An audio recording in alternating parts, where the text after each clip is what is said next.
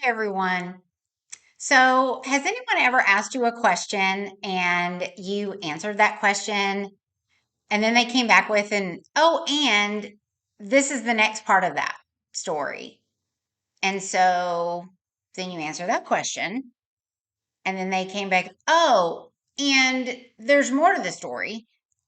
And so then you answer that question and then it just keeps on going. It's an oh, and like, why can't you just tell me the entire question or the entire story so I can answer you accurately at that point? Why do people do that? Why do agents do that? Why do clients do that? And so we're going to talk about that today. We're going to talk about those oh and people. So I am Danielle Shepard, the host of Being Present in Real Estate and the broker owner of Always Your Properties in Central Texas. And today we're going to talk about the O&s. And they're a funny bunch. So it's a mystery to me about the O and people. Why they do this, why they can't just explain the entire story all at once and then get the answer. And I have a couple of theories. Y'all know me, I always have theories. So let's talk about this a little bit. So, when talking to agents, sometimes, and we're going to start with agents and I'm going to go into clients so we can know how to handle clients, but I'm going to talk to agents first because it is very important with you as an agent when you are talking with your broker that you explain a situation in its entirety for them to be able to give you the correct response back. Or when you're talking to your team lead, or however your structure is set up. You cannot just give them part of the information and then say, oh, and this is also it. So, for example, when you're talking about a contract piece and you are saying that, I don't want to give too much details and stuff, but let's say we've got a situation where the seller is refusing to give back earnest money. Contract is terminated, seller's refusing to give back earnest money. And and you're saying, what do I do? Because the seller's refusing to give back earnest money, but we terminated within the option period. And so as a broker, I'm going to say, well, let's look at the contract. You terminated within the option period. Did the option money get receipted? Yes, it did. Did the earnest money get receipted? Yes, it did. So if those things happened and you terminated it on time within the option period, the seller cannot refuse to give back earnest money. At this point, as your broker, I'm going to say, do I need to make that phone call to that broker and get this worked out? Or do you want to handle it? Usually the agent's like, no, no, no, I just wanted to make sure everything's fine and that I'm doing the right thing. Great. That's what I'm here for you to ask me those questions.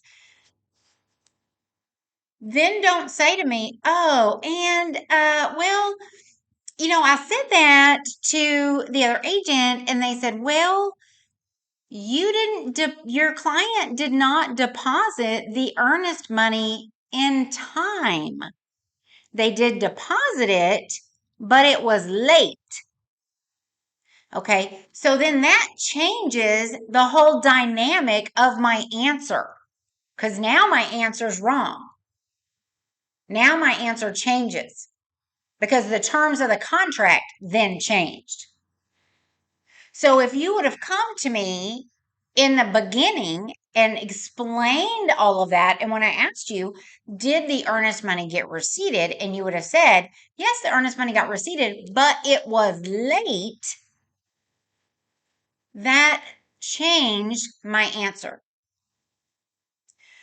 So when you're talking to your broker about a situation or your team lead about a situation or however you're structured, when you're talking to them about a situation, you have to be honest and open about all of the parameters about what's going on. You cannot leave details out. You have to be as detailed as possible about information. Because if not, we can't give you the correct advice. We're not going to get mad if mistakes are made. I've told everybody about my $1,000 gun safe. It's my most famous story. So we're not going to get mad when mistakes are made in real estate. Mistakes are made. We are all human. But we cannot give you the correct advice if we don't have all of the information. So, as agents, it is in your best interest to always present the entire picture of a situation. Okay? That doesn't just go for your brokers and your team leads or whoever it is. I'm going to just say brokers from now on because saying team lead is just driving me crazy. Okay. And forgive my flat hair if you're watching me on YouTube because it's hotter than Hades outside. I'm like, if y'all are in Central Texas, bless us because it's 105 today.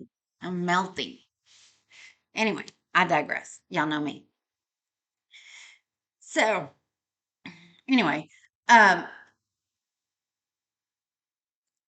when you are talking to your clients, okay, and when you're presenting information to your clients, you have to always present the full picture. Always have to present that full picture. So when you present that full picture, you cannot then come back and say, oh, and this also happened. Because then you don't appear genuine. You don't appear trustworthy. You appear like you're holding something back from them. So, like if you're telling your seller, hey, we had this feedback on your house, everything was great, they loved the house, everything, they loved the French doors, they loved they loved everything. And your seller's like, oh my gosh, that's fabulous. Are they going to bring us an offer? What can we do? And then you say, oh, and, but, uh, eh, they didn't like the backyard. You didn't present the full picture. You've got to present the full picture. Presenting news to your client is presenting the full picture.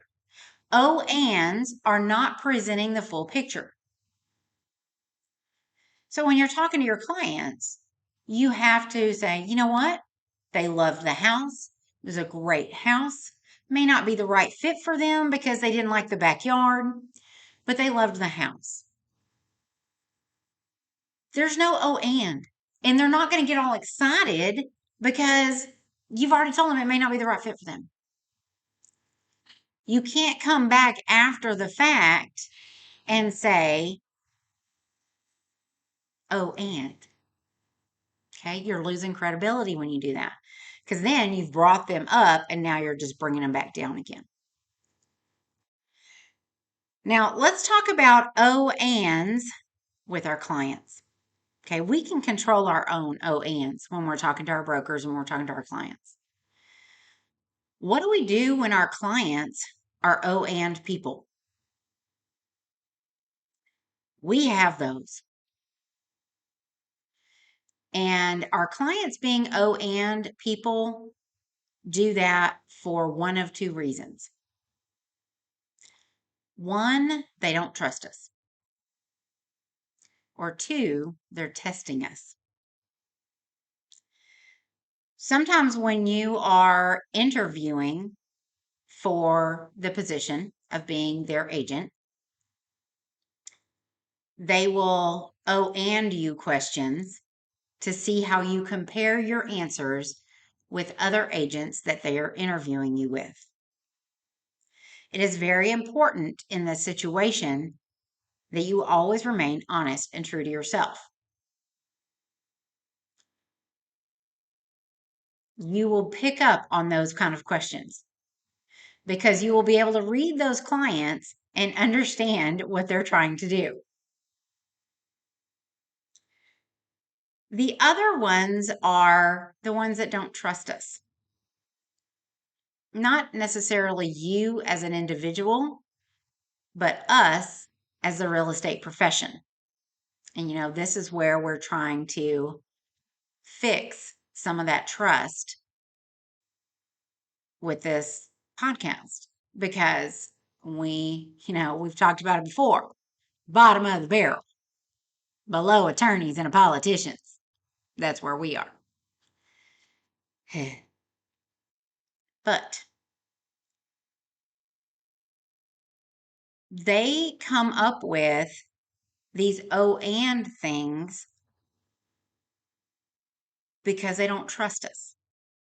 Building rapport and having a relationship first allows them to build that trust within us. How do we get them to not do the ands? It's hard because one, you have to build rapport in a relationship.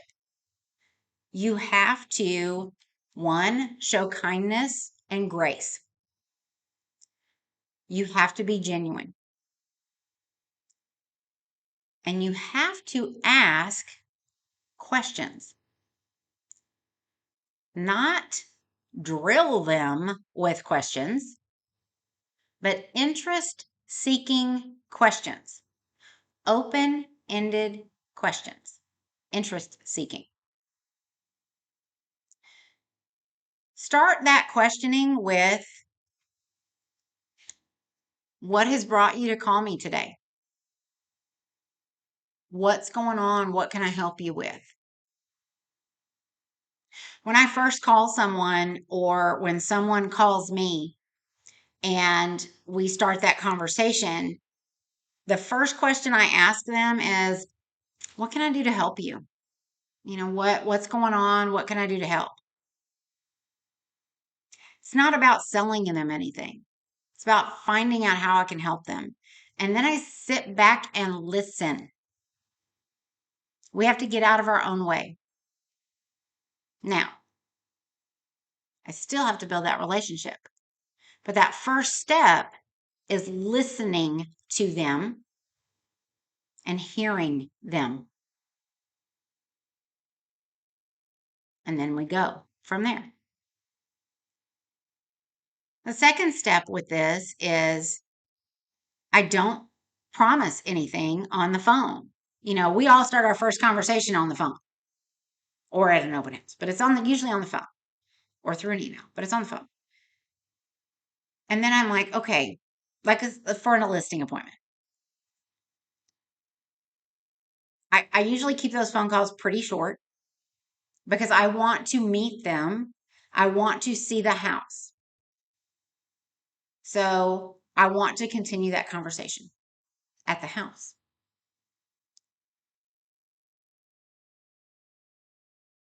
And even then, I'm thinking a very, very recent transaction. Almost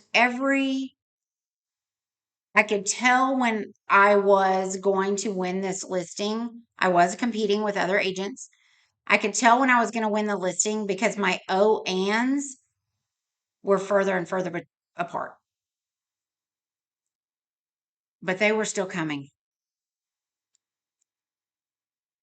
And it was, and I have this debt on this house. And I don't have the money to fix this. And we're separating. And, and it was through conversation, me listening, and me asking them questions. What can I do to help you? What do you need from me to make this a successful transaction?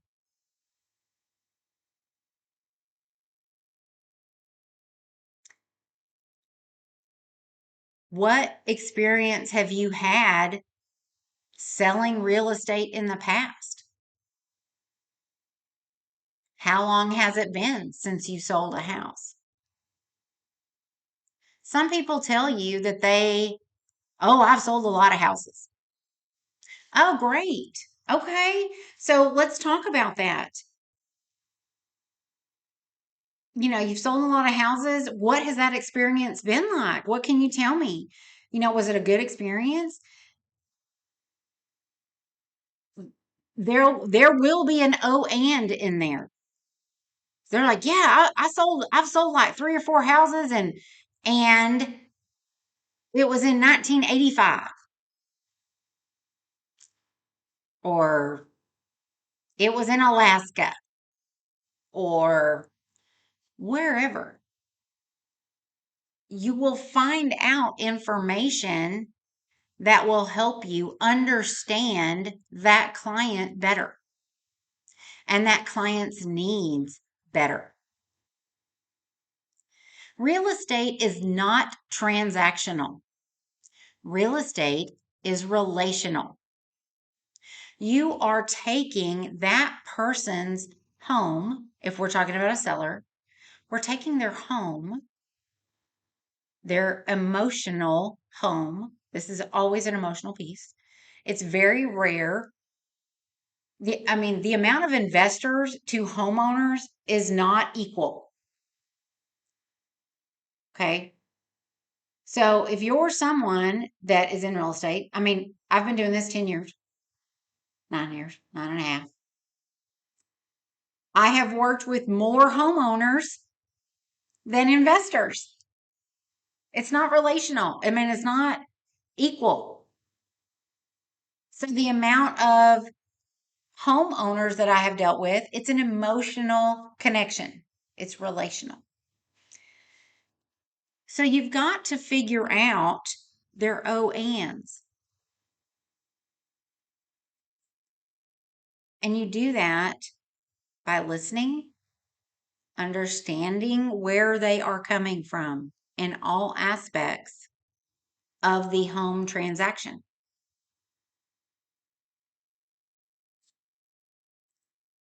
And you have to understand their fears.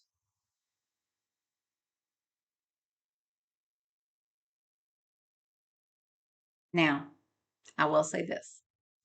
O and clients can be very frustrating, especially if they cannot get past the O and. If every time you turn around, there's another shoe that drops. Sometimes those happen at closing. Sometimes those happen when you get the title commitment. I had a transaction a few years ago. We were doing great. We had got this house under contract. It was on land. We get the title commitment. Oh, and the seller forgot to mention that he gave parceled off 5 acres of his 6 acre tract and sent it back to the bank in deed in lieu of foreclosure. Kind of forgot to tell me that part, and we were under contract for the 6 acres. Oh, and that was a problem. Now, why didn't he tell me that?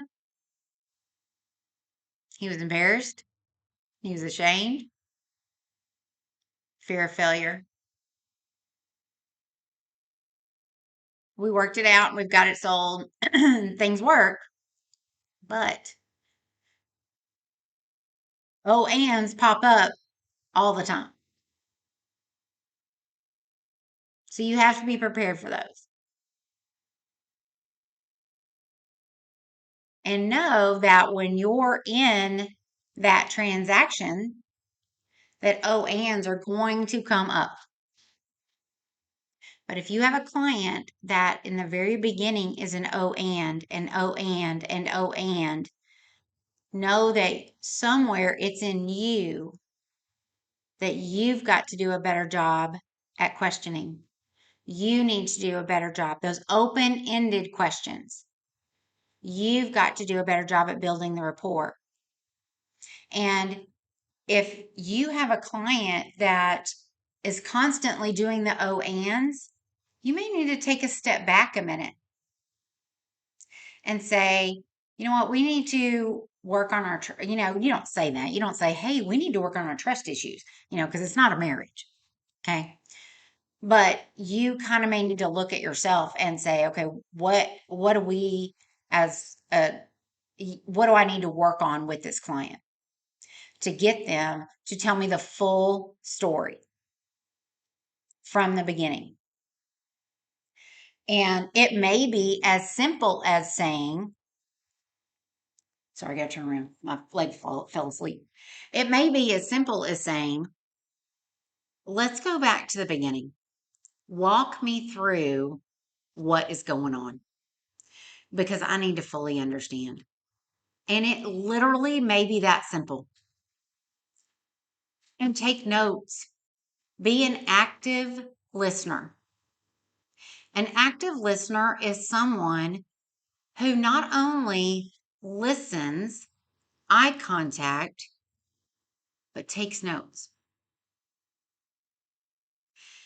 If you went to college or, if you took Avid in high school, I don't know, how old you are. Some of y'all are like young babies. But if you went to high school and were in Avid, or if you went to college, they did this thing called active listening and active note taking, which is where you take notes while you're listening. It's a multitasking tool. And for students who had ADHD or ADD, which the majority of real estate agents have one of those D's in there, ADHD, ADD, one of those.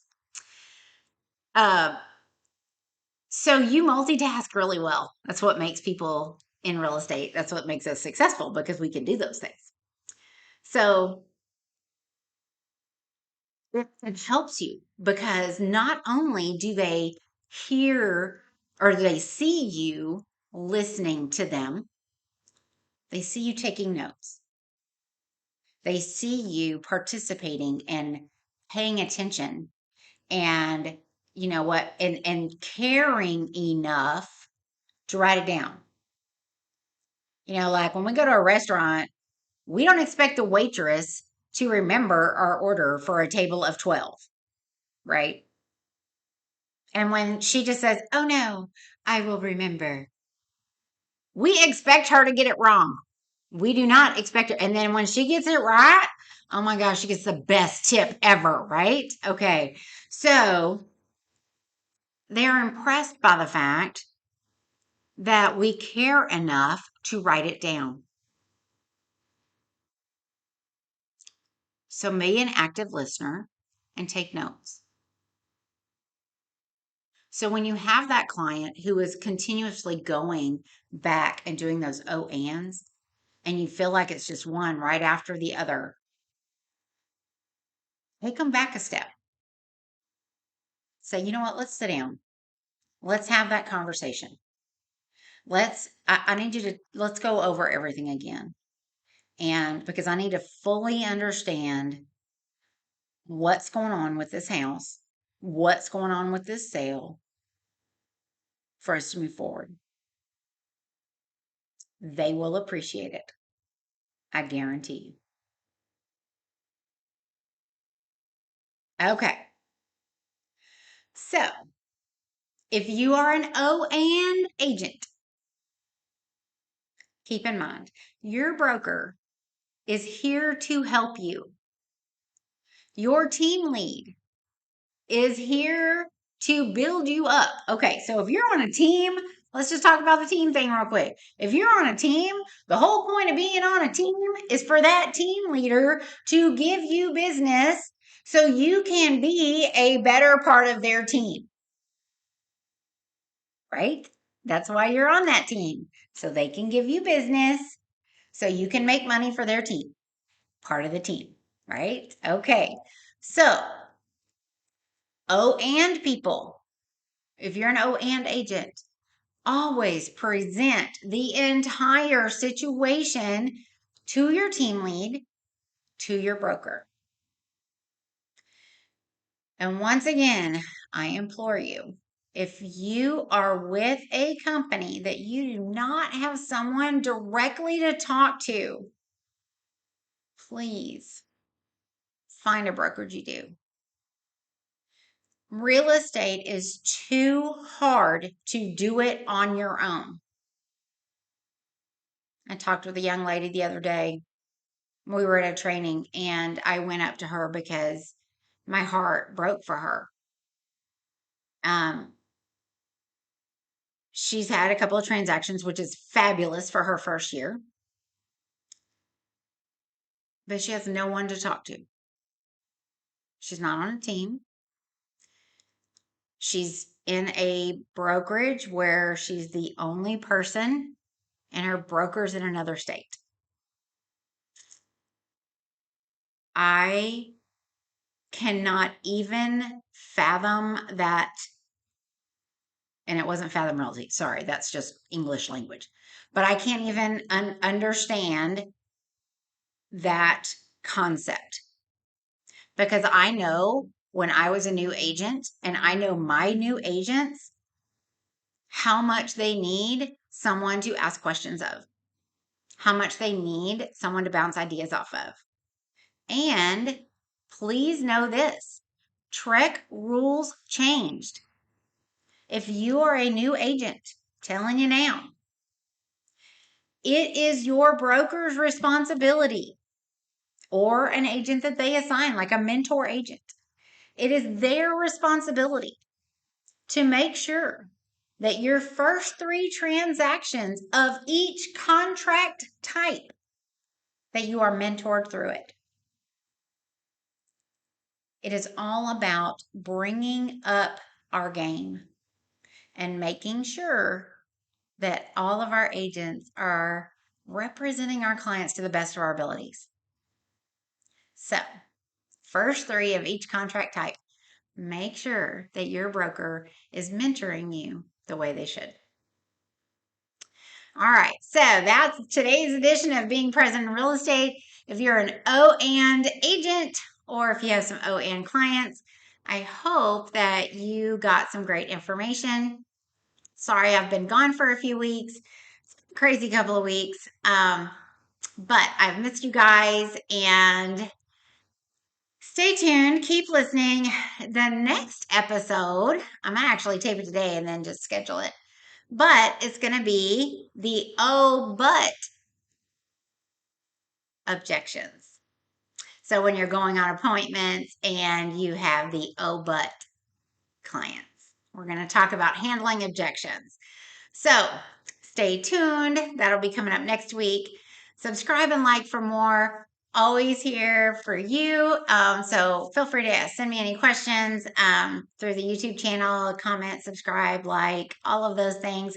Follow us on Spotify, Amazon, iHeartRadio, wherever you're listening. I really appreciate you guys' support. It's been growing faster than I expected. So thanks everyone for listening. Be kind, be present, and we will talk to you soon. Take care. Have a great week.